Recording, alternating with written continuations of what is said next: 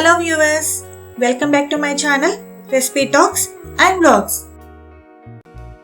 Video start చేసే ముందు నా ఛానల్ని ఎవరైనా కొత్తగా విజిట్ చేస్తున్నట్లయితే ప్లీజ్ సబ్స్క్రైబ్ చేసుకోండి.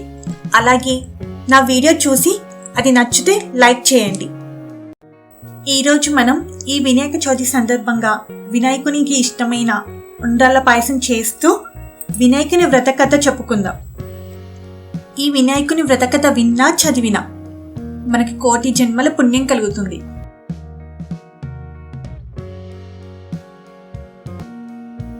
ముందుగా ఒక బౌల్లో 2 టీ స్పూన్ శనగపప్పుని వేసుకొని వాటర్ పోసి నానబెట్టుకోవాలి. నెక్స్ట్ కడాయిలో 2 టీ స్పూన్ నెయ్యి వేసుకొని ఏవేని మనకు నచ్చిన కొన్ని డ్రై ఫ్రూట్స్ వేసి ఫ్రై చేసుకోవాలి.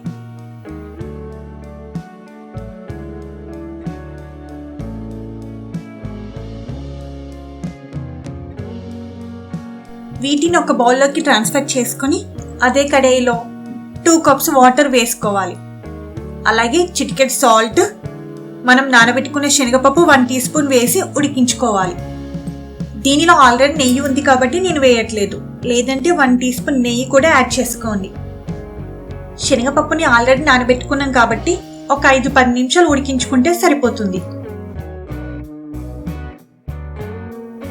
ఇప్పుడు స్టవ్ సిమ్లో ఉంచి 1 కప్పు బియ్యం పిండి వేసి కలుపుకోవాలి.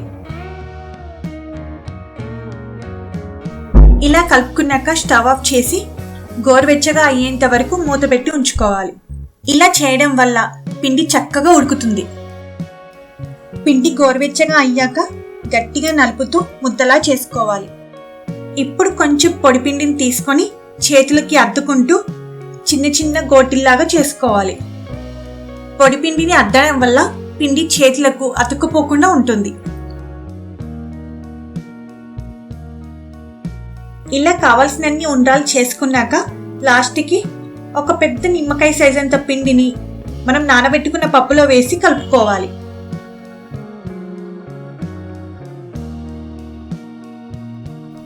నెక్స్ట్ కడాయిలో 2 కప్స్ వాటర్, చిటికెడు సాల్ట్ వేసి మరుగుతున్న నీళ్ళలో కలుపుకున్న పిండిని వేసి ఒక 5 నిమిషాలు ఉడికించుకోవాలి.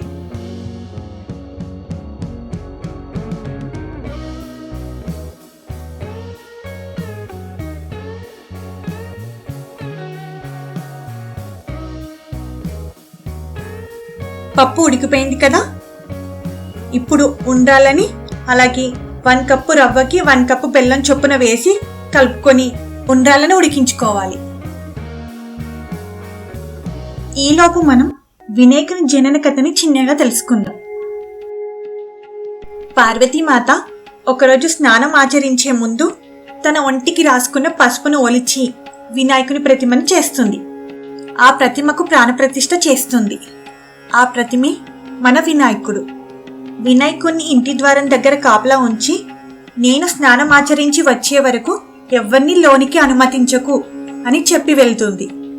అదే సమయంలో అక్కడికి వచ్చిన శివుడు ఈ విషయం తెలియక ఇంటిలోనికి వెళ్ళడానికి ప్రయత్నిస్తాడు. కానీ అక్కడే ఉన్న వినాయకుడు అమ్మ ఆజ్ఞ ప్రకారం నేను మిమ్మల్ని లోనికి ఎట్టి పరిస్థితుల్లో అనుమతించను అని చెప్పి అడ్డుకుంటాడు. అప్పుడు శివుడు, నాన్న వినాయక, నేను పార్వతీదేవి పతిని, నీకు తండ్రిని నాయనా, నన్ను లోనికి వెళ్ళనివ్వు అని నచ్చ చెప్పే ప్రయత్నం చేస్తాడు. కానీ వినాయకుడు వినడు. వినాయకుడు చిన్నపిల్లవాడు కదా, ఆ మొండితనం పెంకితనం ఉంటుంది కదా.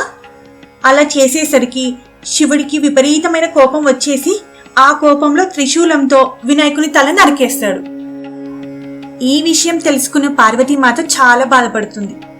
ఆ తల్లి బాధను చూడలేక శివుడు వినాయకునికి ఏనుగు తలను తీసుకొచ్చి పెడతాడు. అలా మన వినాయకుడు గణేశుడు, గణనాథుడు, విఘ్నేశ్వరుడు అయ్యాడు.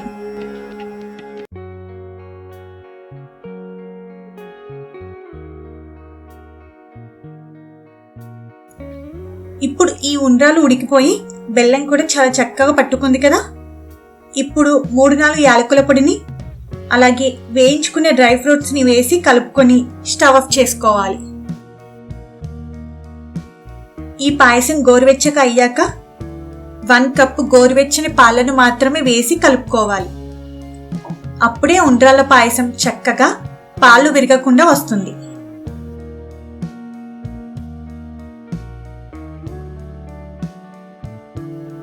ఈ పాయసాన్ని వినాయకునికి ప్రసాదంగా సమర్పించండి.